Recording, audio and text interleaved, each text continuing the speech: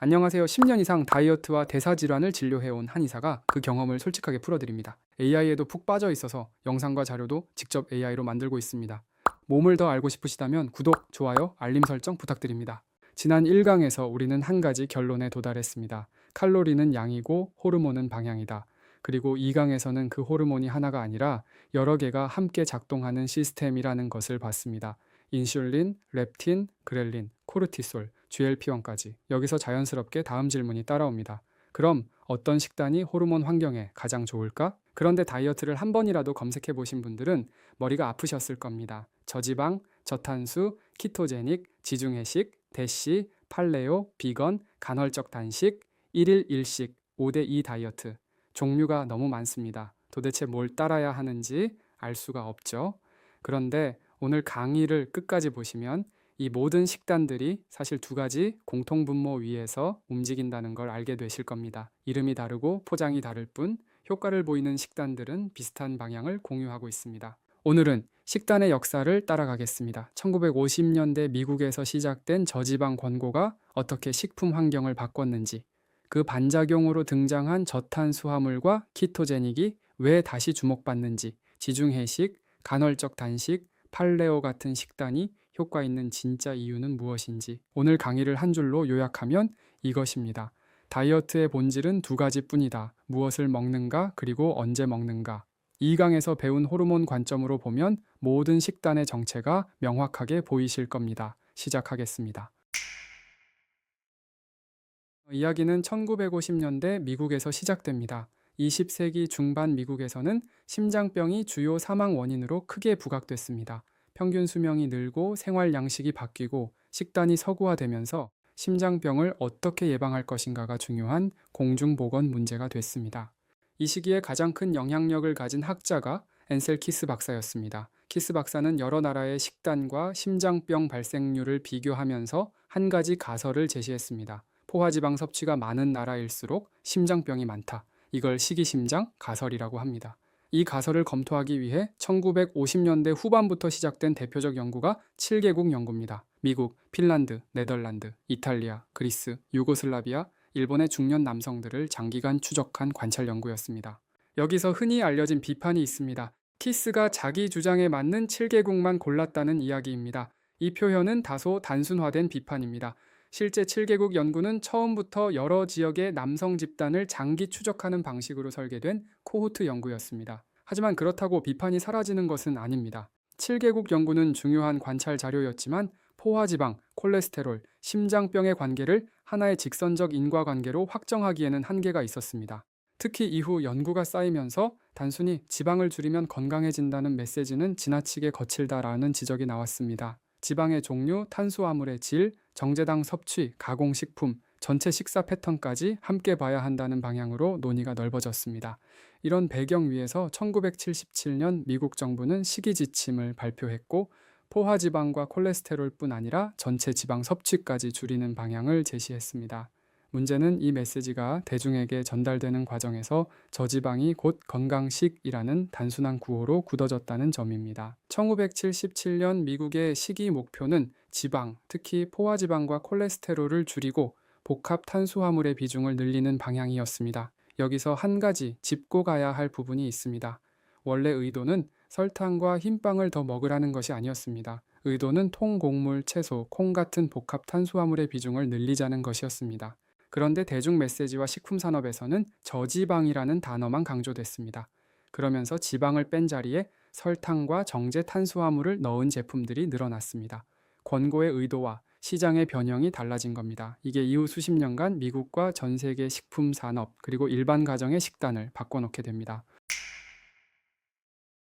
저지방 권고가 시작되자 식품 산업이 발빠르게 움직였습니다. 저지방이라는 라벨을 붙인 제품들이 쏟아졌습니다. 여기서 결정적인 문제가 있었습니다. 지방을 빼면 음식이 맛이 없어집니다. 지방은 풍미와 식감을 책임지는 성분이거든요. 지방을 빼면 종이를 씹는 것 같은 맛이 나옵니다. 식품 회사들이 이 문제를 어떻게 해결했을까요?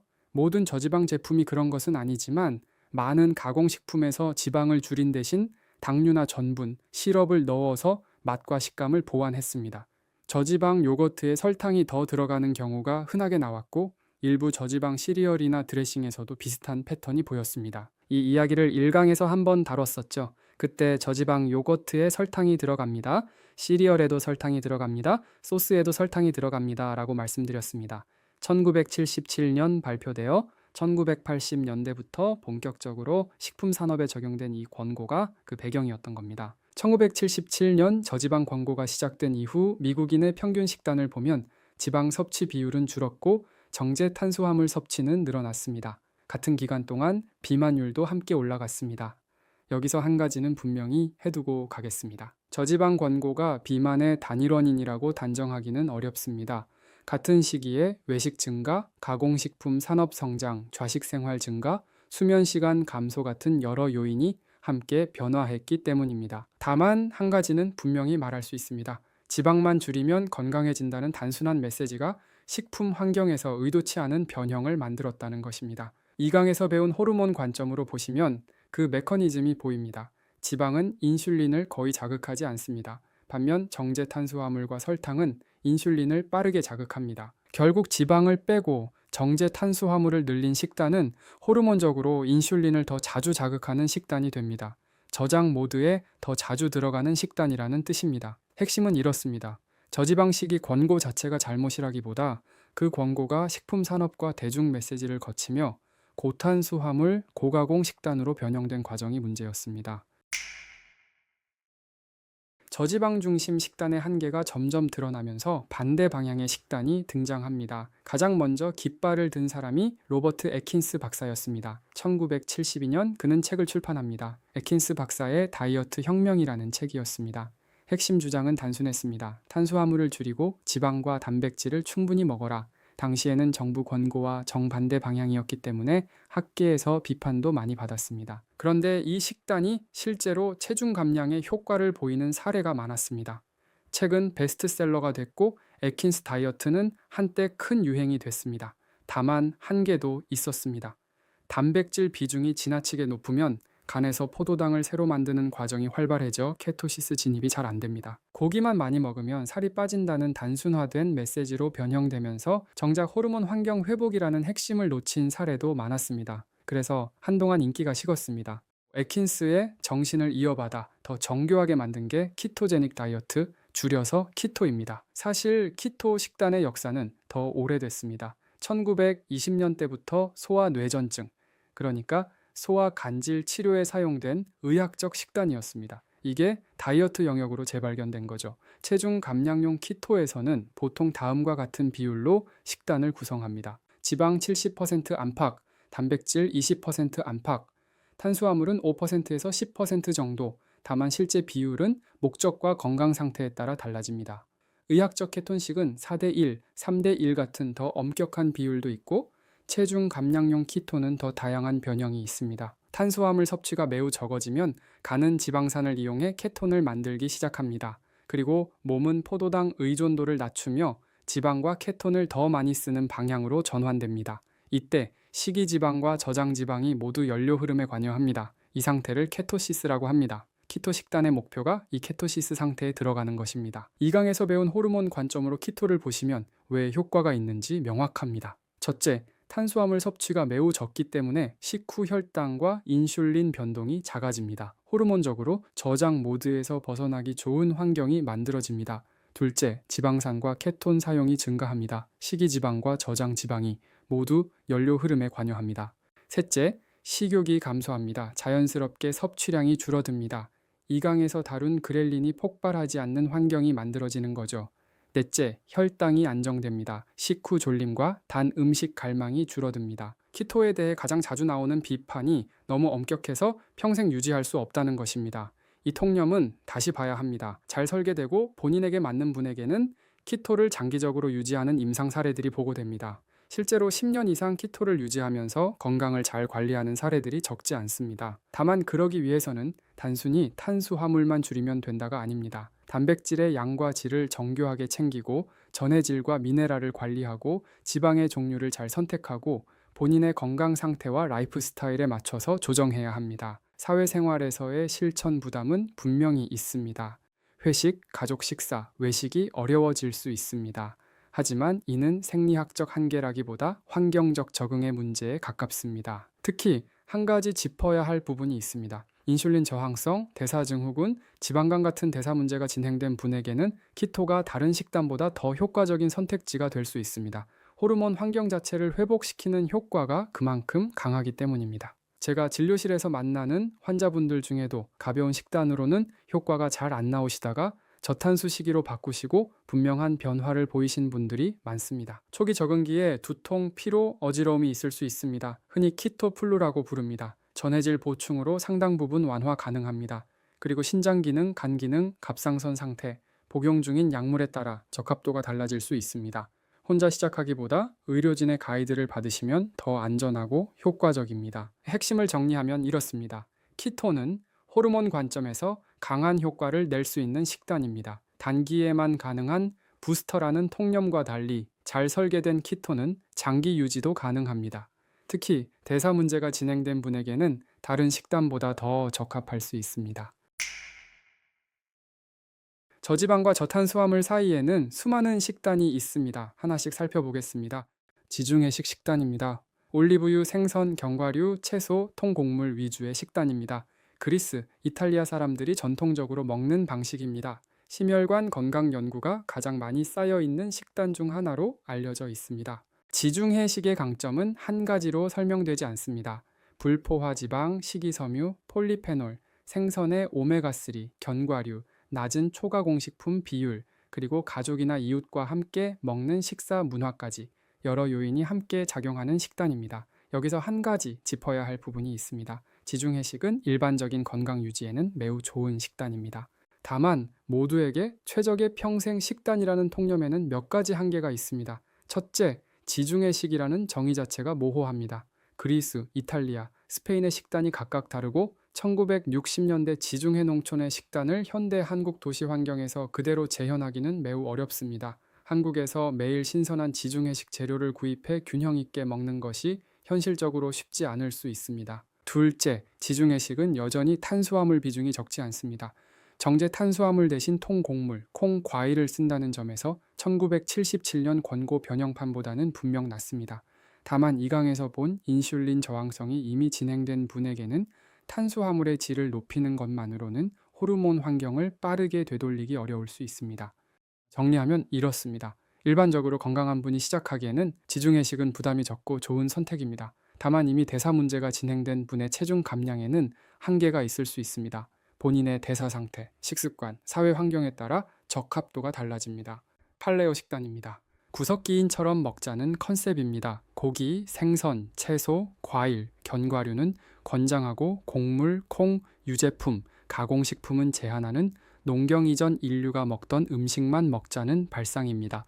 호르몬 관점에서 보면 저탄수화물의 가공식품 배제의 결과물입니다. 키토와 지중해식의 중간쯤에 위치한다고 볼 수 있습니다. 효과를 보는 분들도 있지만 정확히 구석기인처럼 먹자는 컨셉의 역사적, 과학적 전제 자체에는 학계의 이견도 있습니다. 대시 식단입니다. 원래 고혈압 환자를 위해 만들어진 식단입니다. 저염, 저포화 지방, 채소, 과일, 통곡물, 저지방 유제품 위주입니다. 대신은 원래 체중 감량보다는 혈압 조절과 심혈관 건강에 초점을 둔 식단입니다. 체중 감량 효과는 총섭취량과 탄수화물의 질, 단백질 구성에 따라 달라집니다. 키토처럼 인슐린을 강하게 낮추는 방식은 아니지만 가공식품과 나트륨을 줄이고 채소, 과일, 저지방 단백질을 늘린다는 점에서 대사 건강에는 유리할 수 있습니다. 비건과 채식입니다. 비건은 동물성 식품을 먹지 않는 식단입니다. 윤리적, 환경적 이유로 선택하는 경우가 많지만 다이어트 효과는 사람마다 다를 수 있습니다. 중요한 것은 비건이냐 아니냐가 아니라 어떤 비건 식단이냐입니다. 자연식 비건, 즉 채소, 콩류, 통곡물, 견과류, 과일 위주의 식단은 식이섬유가 늘고 혈당과 인슐린 반응에 유리할 수 있습니다. 반면 가공식품 비건, 즉 비건 라면, 비건 과자, 정제 탄수화물 위주의 식단은 체중 감량 효과가 제한적입니다. 한국에서 특히 주의할 점이 있습니다. 채식 위주로 먹는다고 하시는 분들 중에는 실제로는 밥, 면, 떡 중심의 고탄수 식단이 되는 경우가 많습니다. 채소만 늘리고 정제 탄수화물도 함께 늘면 호르몬 관점에서는 오히려 불리해질 수 있습니다. 결국 비건이라고 무조건 살이 빠지는 게 아닙니다. 무엇을 빼느냐가 아니라 무엇을 채우느냐가 결과를 결정합니다. 그리고 비건 식단을 오래 유지할 경우 단백질, 비타민 B12, 철분, 아연, 칼슘, 오메가3 같은 영양소 점검이 필요합니다. 지금까지는 무엇을 먹을 것인가의 문제였습니다. 그런데 2010년대 들어 완전히 다른 접근이 주목받습니다. 언제 먹을 것인가의 문제입니다. 이게 바로 간헐적 단식입니다. 가장 잘 알려진 게 16대 8 단식입니다. 하루 24시간 중 8시간 동안만 먹고 16시간은 공복을 유지하는 방식입니다. 예를 들면 이런 식이죠. 낮 12시에 첫 식사, 저녁 8시에 마지막 식사, 다음날 오후 12시까지 공복, 무엇을 먹을지보다 언제 먹을지를 조절하는 방식입니다. 먼저 균형 잡힌 시각부터 말씀드리겠습니다. 최근 몇 년 사이에 나온 일부 임상 연구에서는 시간 제한식 자체의 독립적 체중 감량 효과가 단순 칼로리 제한과 크게 다르지 않다는 결과도 보고되고 있습니다. 그래서 간헐적 단식을 마법의 방법으로 보는 것은 적절하지 않습니다. 그럼에도 간헐적 단식이 의미 있는 이유는 호르몬 관점에서 설명할 수 있습니다. 이강 복습 한번 하고 가겠습니다. 인슐린이 분비되는 동안에는 지방을 꺼내 쓰는 신호가 약해집니다. 음식을 먹으면 인슐린이 나오고 그 인슐린이 떨어지는 데는 시간이 필요합니다. 간식까지 자주 먹으면 인슐린이 하루 종일 비교적 높은 상태가 유지될 수 있습니다. 요즘 많은 분들의 식사 패턴을 한번 떠올려 보세요. 아침 식사, 오전 간식, 점심 식사, 오후 커피와 디저트, 저녁 식사, 야식 또는 늦은 간식, 이런 패턴에서는 인슐린이 안정될 시간이 거의 없습니다. 16대 8 단식은 이걸 정반대로 만듭니다. 하루 16시간을 인슐린이 비교적 낮은 상태로 유지할 가능성을 높이는 거죠. 그래서 간헐적 단식은 식사 횟수를 줄여 인슐린이 안정되는 시간을 만드는 실용적 도구로 이해하시는 편이 적절합니다. 여기서 자주 나오는 이야기가 오토파지입니다.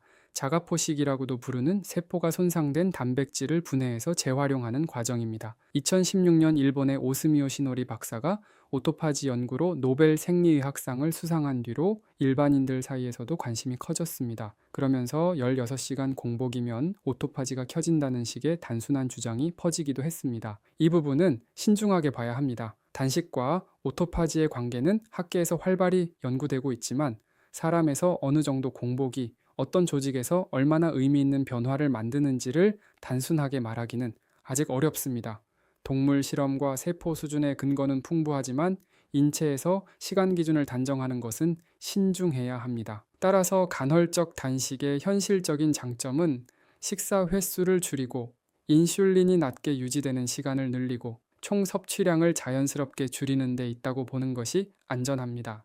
오토파지는 보너스로 볼 수는 있지만 그것 때문에 단식한다고 말하기에는 근거가 아직 충분하지 않습니다. 장점은 분명합니다. 무엇을 먹을지보다 언제 먹을지가 단순하다는 점에서 실천이 비교적 쉽습니다. 추가 비용도 없습니다. 오히려 식비가 줄어듭니다. 사회생활과도 양립이 가능합니다. 식사 시간만 조절하면 되니까요. 다만 주의할 점도 있습니다. 임산부, 수유부, 성장기 청소년에게는 권장되지 않습니다. 당뇨병이나 저혈당 경향이 있는 분은 의료진 상담 후에 진행하셔야 합니다. 특히 월경불순, 저체중, 갑상선 문제, 과거 섭식장애 병력이 있는 여성은 긴 단식보다 12대 12 또는 14대 10처럼 완화된 방식부터 시작하시는 편이 안전합니다. 그리고 공복 시간에 폭식하면 효과가 상쇄됩니다. 핵심을 정리하면 이렇습니다. 간헐적 단식은 무엇을 먹는가의 한계를 보완하는 도구입니다. 호르몬 관점에서 합리적인 접근이지만 본인 건강 상태와 라이프 스타일에 맞춰 적용해야 합니다. 그리고 만능은 아닙니다. 지금까지 본 식단들을 호르몬 관점으로 정리해 보겠습니다. 저지방 식단은 지방 섭취를 줄여서 총 열량 감소를 유도하는 방식입니다. 실천이 비교적 단순하다는 장점이 있지만 정제 탄수화물로 대체되면 오히려 불리해집니다. 저탄수와 키토는 탄수화물 제한으로 혈당과 인슐린 변동을 줄이는 방식입니다. 호르몬 환경 회복 효과가 강합니다. 잘 설계하면 장기 유지도 가능하지만 초기 적응기와 전해질 관리가 필요합니다. 지중해식은 자연식 위주의 불포화 지방과 섬유질을 늘리는 방식입니다. 진입 부담이 적고 심혈관 연구가 풍부하지만 정의가 모호하고 대사 문제가 진행된 분에게는 효과가 제한적일 수 있습니다. 팔레오는 가공식품과 곡물, 유제품을 제한합니다. 초가공식품을 줄이는 효과는 있지만 역사적 전제는 논쟁적입니다. 대신은 저염의 채소, 과일, 통곡물 중심의 식단입니다. 혈압과 심혈관 건강에 유리하고 감량 효과는 설계에 따라 달라집니다. 자연식 비건은 식물성 자연식 중심으로 섬유질이 늘어납니다. 단백질, 비타민 B12, 철, 오메가3 점검이 필요합니다. 간헐적 단식은 식사 시간을 제한하는 방식입니다. 식사 횟수와 총 섭취량 감소에 도움이 되지만 폭식이나 저혈당, 수면 문제는 주의해야 합니다. 여기서 흥미로운 점이 보입니다. 효과를 보이는 식단들을 호르몬 관점에서 보면 자주 반복되는 공통분모가 두 가지 있다는 겁니다. 공통분모 하나, 혈당과 인슐린을 빠르게 흔드는 음식을 줄인다. 공통분모 둘, 하루 종일 먹는 패턴에서 벗어나 인슐린이 낮게 유지되는 시간을 만든다. 이 두 가지를 다른 방식으로 표현한 것이 많은 식단의 본질입니다. 키토는 1번을 매우 강하게 적용한 것입니다. 지중해식은 1번을 부드럽게 적용한 것이죠. 간헐적 단식은 2번을 적극적으로 적용한 것입니다. 그리고 키토와 간헐적 단식을 함께하면 1번과 2번을 동시에 적용하는 셈입니다. 물론 이 두 가지가 식단의 모든 것을 설명하지는 않습니다. 식이섬유, 단백질의 양과 질, 폴리페놀, 장내 미생물, 식사 문화, 만족감 같은 요소들도 중요합니다. 다만 왜 이 식단이 효과를 보일까를 호르몬 관점에서 설명할 때 이 두 가지는 거의 항상 등장하는 공통 요소입니다. 오늘 강의의 핵심 카피 다시 한번 짚고 가겠습니다. 다이어트의 본질은 두 가지뿐이다. 무엇을 먹는가, 그리고 언제 먹는가. 이걸 이해하시면은 새로운 다이어트가 등장해도 정체를 파악하기가 훨씬 수월합니다. 여기까지 정리하면 다이어트의 본질이 의외로 단순해 보입니다. 무엇을 먹을지, 그리고 언제 먹을지 두 가지뿐이니까요. 그런데 진료실에서 매일 환자분들을 만나면 또 다른 현실이 있습니다. 원리를 알아도 실천하기 어렵다는 점입니다. 답은 의지력 문제가 아닙니다. 1강과 2강에서 계속 강조해온 메시지죠. 다만 식단 차원에서도 몇 가지 구조적인 이유가 있습니다. 첫째, 식단만으로는 호르몬 환경 회복에 시간이 걸립니다. 이미 인슐린 저항성이나 렙틴 저항성이 진행된 분은 식단을 바꿔도 효과가 즉시 나타나지 않습니다. 몸이 적응하는데 몇 주에서 몇 달이 걸릴 수 있습니다. 그 사이에 의지력으로 버텨야 하는데 호르몬 환경이 비만 쪽으로 기울어진 상태에서는 식욕과 피로가 같이 옵니다. 2강에서 다룬 그렐린이 올라가고 렙틴 신호가 약해진 상태죠. 둘째, 환경 적응이 필요합니다. 어떤 식단이든 한국 사회에서 외식 위주 환경, 회식 문화, 가족 식사 패턴과 충돌할 수 있습니다. 키토든 지중해 식이든 이론적으로 좋은 식단이 실제로 매일 실천 가능한 식단으로 옮겨지는 데는 개인의 환경 적응과 학습이 필요합니다. 그래서 가장 중요한 질문은 어떤 식단이 좋은가가 아닙니다. 어떤 식단이 나에게 맞고 내 환경에서 실천 가능한가입니다. 이걸 혼자 판단하기 어려운 분이 정말 많습니다. 셋째, 멘탈이 따라주기 어렵습니다. 다이어트는 단기간의 식이 변화가 아니라 평생의 습관 변화여야 합니다. 그런데 사람의 습관은 그렇게 빨리 바뀌지 않습니다. 의지력만으로 평생 식단을 바꾸는 것은 거의 불가능에 가깝습니다. 스트레스가 쌓이면 결국 폭식하고 다시 원래대로 돌아가기 쉽습니다. 그래서 식단은 출발점이지 종착점이 아닙니다. 이래서 식단만 가지고 평생 가는 다이어트는 매우 어려운 과제가 됩니다. 특히 이미 호르몬 환경이 흔들린 분에게는 더 그렇습니다. 오해는 없으셔야 합니다. 식단이 중요하지 않다는 뜻이 아닙니다. 식단은 모든 다이어트의 기본이자 출발점입니다. 다만 식단이 모든 것을 해결해 줄 수는 없다는 뜻입니다. 그렇다면 식단이 흔들리는 호르몬 환경을 충분히 잡아주지 못할 때 무엇이 더 필요할까요? 지금까지 식단의 역사를 따라왔습니다. 정리하면 이렇습니다. 저지방 권고는 의도와 다르게 고탄수화물 식품 환경으로 변형되었습니다. 저탄수화물과 키토는 호르몬 환경 회복에 강한 효과를 낼 수 있고 잘 설계하면 장기 유지도 가능합니다.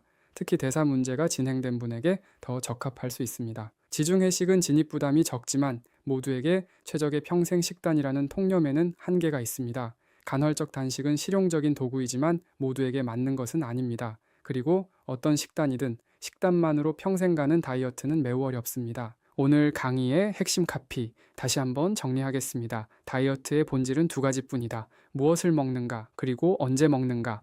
여기서 다음 질문이 자연스럽게 따라옵니다. 식단 외에 호르몬 환경에 도움을 줄 수 있는 도구는 없을까?